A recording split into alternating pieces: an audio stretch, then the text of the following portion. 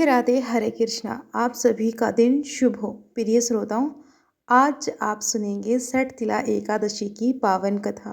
भगवान श्री कृष्ण के श्री मुख से एकादशियों का महात्म्य सुनकर श्रद्धा पूर्वक उन्हें प्रणाम करते हुए धर्मराज युधिष्ठिर ने कहा कि हे केशव, आपके श्री मुख से एकादशी की कथाएं सुनकर मुझे असीम आनंद की प्राप्ति हुई है।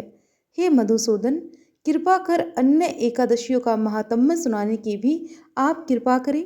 तब श्री कृष्ण जी कहने लगे कि हे धर्मराज, आज मैं आपको माघ मास के कृष्ण पक्ष की सठ तिला एकादशी व्रत की कथा सुनाता हूँ। ध्यानपूर्वक सुनो। एक बार तालभ्य ऋषि ने पुलुस ऋषि से पूछा कि हे ऋषि श्रेष्ठ, मनुष्य मृत्यु लोक में ब्रह्म हत्या आदि महापाप करते हैं तथा दूसरों के धन की चोरी और दूसरों की उन्नति देखकर ईर्ष्या करते हैं। ऐसे महान पाप मनुष्य क्रोध, ईर्ष्या, आवेग या फिर मूर्खता वश करते हैं। इसके बाद शोक करते हैं कि हाय, यह हमने क्या कर दिया। हे महामुनि, ऐसे मनुष्य को नरक से बचाने का कौन सा उपाय है? कोई ऐसा उपाय बताने की कृपा करें जिससे ऐसे मनुष्य को नरक से बचाया जा सके, अर्थात उन्हें नरक की प्राप्ति ना हो। ऐसा कौन सा दान पुण्य है जिसके प्रभाव से नरक की यातना से बचा जा सकता है? इन सभी प्रश्नों का हल आप कृपा पूर्वक बताइए। तब दालभ्य ऋषि की बात सुनकर पुलुस ऋषि ने कहा कि हे मुनि श्रेष्ठ, आपने मुझसे अत्यंत गूढ़ प्रश्न पूछा है। इससे संसार में मनुष्य का बहुत लाभ होगा।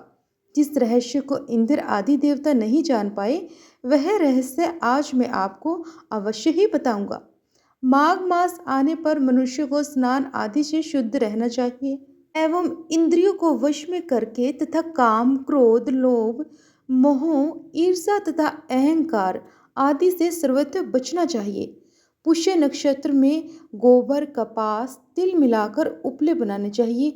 इन उपलों से 108 बार हवन करना चाहिए। जिस दिन मूल नक्षत्र एवं एकादशी तिथि हो, तब उत्तम पुण्य देने वाले नियमों को ग्रहण करना चाहिए। स्नान आदि नित्य कर्मों से देवों के देव भगवान श्री हरि का पूजन और कीर्तन करना चाहिए। एकादशी के दिन उपवास करें तथा रात्रि को जागरण एवं हवन करें। उसके दूसरे दिन धूप दीप नैवेद्य से भगवान श्री हरि की पूजा अर्चना करें तथा खिचड़ी का उन्हें भोग लगाएं। उस दिन श्री लक्ष्मी नारायण को पेठा, नारियल, सीताफल या फिर सुपारी सहित अर्घ अवश्य प्रदान करना चाहिए। इसके बाद उनकी स्तुति इस प्रकार करें। हे जगदीश्वर, जिनका कोई भी सहारा नहीं है, उनको आप शरण देने वाले हो। आप संसार में डूबे हुए का उद्धार करने वाले हो। हे कमल नयन, हे मधुसूदन, हे जगन्नाथ, हे लक्ष्मीपति, आप श्री लक्ष्मी सहित मेरी इस तुच्छ अर्घ को स्वीकार कीजिए। इसके बाद ब्राह्मण को जल से भरा घड़ा एवं तिल दान में दीजिए। यथा संभव हो तो ब्राह्मण को गौ या तिल का दान देना चाहिए। इस प्रकार मनुष्य जितने तिलों का दान करता है, वह उतने ही सहस्त्र वर्ष स्वर्ग में वास करता है। इस दिन तिल से स्नान करना चाहिए, तिल का औबटन बनाकर लगाना चाहिए, तिल का हवन करना चाहिए, तिल का भोजन करना चाहिए, तिल का दान भी करना चाहिए। इस प्रकार 6 रूपों में तिलों का प्रयोग कर सठ तिला एकादशी कहलाती है। इससे अनेक प्रकार के पाप नष्ट हो जाते हैं। इतना कहकर पुलुस ऋषि ने आगे कहा कि अब मैं एकादशी की कथा भी सुनाता हूँ। एक बार नारद मुनि ने भगवान श्रीहरि से सठ तिला एकादशी का महात्म्य पूछा। देवर्षि नारद ने पूछा कि हे प्रभु, आप मेरा प्रणाम स्वीकार कीजिए और सठ तिला एकादशी के उपवास का क्या पुण्य है, उसकी कथा क्या है, कृपा पूर्वक मुझे कहिए। नारद जी की यह प्रार्थना सुनकर भगत वत्सल श्री हरि जी ने कहा कि हे नारद, मैं तुम्हें प्रत्यक्ष देखा सत्ता वृत्तांत सुनाता हूँ। कृपया ध्यान पूर्वक श्रवण करो। बहुत समय पहले मृत्यु लोक में एक ब्राह्मणी रहती थी। वह सदा उपवास किया करती थी। एक बार 1 मास तक वह उपवास करती रही, जिसके कारण उसका शरीर बहुत दुर्लभ हो गया। वह अत्यंत बुद्धिमान थी, किंतु उसने कभी भी देवताओं तथा ब्राह्मणों के निमित्त अन्न का दान नहीं किया था। मैंने चिंतन किया कि इस ब्राह्मणी ने उपवास आदि से अपना शरीर तो पवित्र कर लिया है तथा इसको वैकुंठ लोक भी प्राप्त हो जाएगा। इसने बहुत सारे पुण्य तो किए हैं, किंतु इसने कभी अन्नदान नहीं किया। अन्न के बिना जीव की तृप्ति होना कठिन है। ऐसा चिंतन कर मैं मृत्यु लोक में गया तथा उस ब्राह्मणी से अन्न की भिक्षा मांगी। इस पर उस ब्राह्मणी ने कहा कि हे योगीराज, आप यहाँ किस लिए पधारे हैं? तब मैंने कहा कि मुझे भिक्षा चाहिए। इस पर उसने मुझे मिट्टी का एक डला उठाकर दे दिया।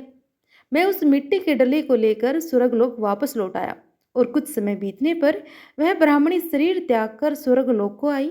अब मिट्टी के डले के प्रभाव से उसे उस स्थान पर एक आम के वृक्ष सहित घर तो मिल गया, किंतु उसने उस घर को अन्य वस्तुओं से खाली पाया। वह घबराती हुई मेरे पास आई और मेरे पास आकर हाथ जोड़कर बोली कि हे प्रभु, मैंने तो अनेक व्रत आदि से आपका सदैव पूजन किया है, किंतु इसके बाद भी मेरा घर वस्तुओं से खाली है। इसका क्या कारण है प्रभु? तब मैंने उससे कहा कि तुमने अपने जीवन में कभी भी अन्न का दान नहीं किया। अब तुम अपने घर जाओ तथा जब देव स्त्रियां तुम्हें देखने आए तब तुम उनसे सटतिला एकादशी व्रत का महत्म्य सुनना, उसकी विधि पूछना। जब तक वह ना बताए तब तक अपना द्वार नहीं खोलना।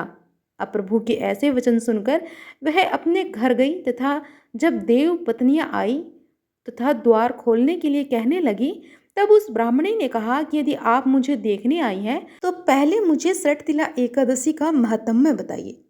तब उनमें से एक देव पत्नी ने कहा कि यदि तुम्हारी ऐसी इच्छा है तो सुनो ध्यानपूर्वक, मैं तुमसे एकादशी व्रत एवं उसका महत्म्य विधान सहित कहती हूँ। फिर जब उस देव स्त्री ने सटतिला एकादशी का महत्म्य सुना दिया तब उस ब्राह्मणी ने भी द्वार खोल दिया। अब देवी स्त्रियों ने ब्राह्मणी को सभी स्त्रियों से भिन्न पाया।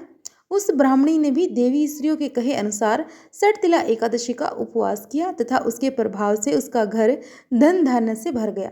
अब भगवान श्री कृष्ण कहने लगे कि हे धर्मराज, मनुष्य को अज्ञान को त्याग कर सटतिला एकादशी का उपवास अवश्य करना चाहिए। इस एकादशी व्रत के करने वालों को जन्म जन्मांतर की निरोगता प्राप्त होती है। इस उपवास से मनुष्य के सभी पाप नष्ट हो जाते हैं। कथा का सार यही है कि सटतिला एकादशी उपवास करने से जहाँ हमें शारीरिक पवित्रता प्राप्त होती है, वहीं अन्न व तिल आदि का दान करने से धन धान्य में भी वृद्धि होती है।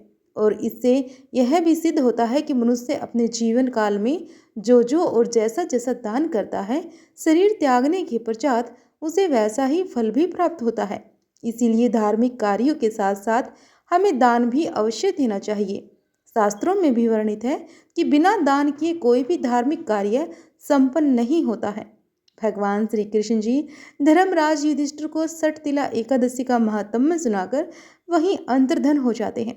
तब भगवान श्री कृष्ण के द्वारा बताए गए विधान अनुसार समय आने पर धर्मराज युधिष्ठिर ने भी परिवार और प्रजा सहित इस पवित्र एकादशी व्रत का पालन किया।